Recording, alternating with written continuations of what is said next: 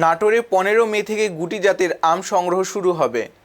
সোমবার 11 মে জেলা প্রশাসকের সম্মেলন কক্ষে অনুষ্ঠিত সভায় জেলা প্রশাসক আসমা শাহীন চলতি মৌসুমের ম্যাঙ্গো ক্যালেন্ডার প্রকাশ করেন।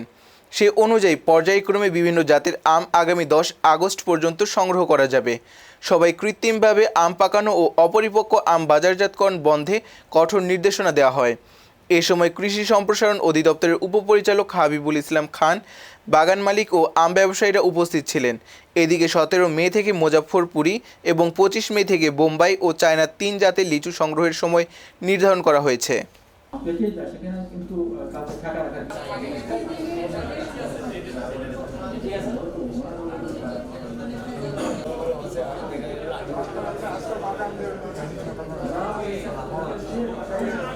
সব মানুষের না, লক্ষণ সপ্তাহতেই আমরা 2 তারিখে পর্যন্ত 5 তারিখে দিতে পারি।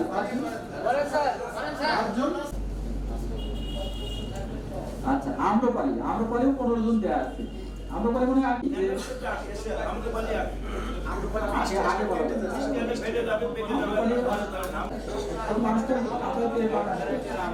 আম্রপালি না পারলে মিষ্টি লাগবে না, সব থাকলো তাই।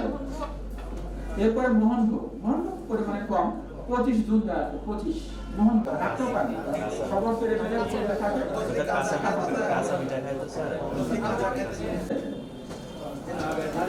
হাই ভাঙা 25 জনই থাকবো। এরপরে আমাদের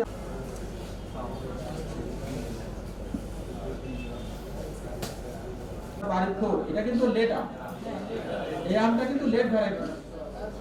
এখন লেট ভ্যারাইটি এই বছর আমরা এই বিষয়গুলো নিয়ে আলাপ করতে পারি। আসলে আমি বলি যে এখন অনেক আসলে হয়েছে আমাদের, এটি 10 জুলাই দেওয়া আছে আমাদের, 80 না সেটি 20 জুলাই।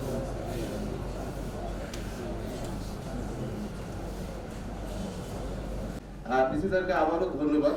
ডিসি সম্মেলনে স্যার আমাদের রসুনের কথা বলেছেন, এই জন্য স্যারকে অসংখ্য ধন্যবাদ।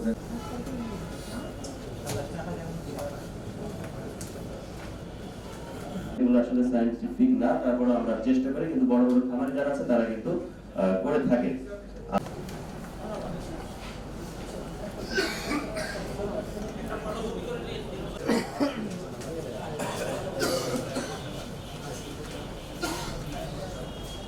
কি বলবো, ধর্মীয় দৃষ্টিকোণ থেকে এটা তো মানতে হবে, আমারই আত্মীয় স্বজন খাচ্ছে, তাই না?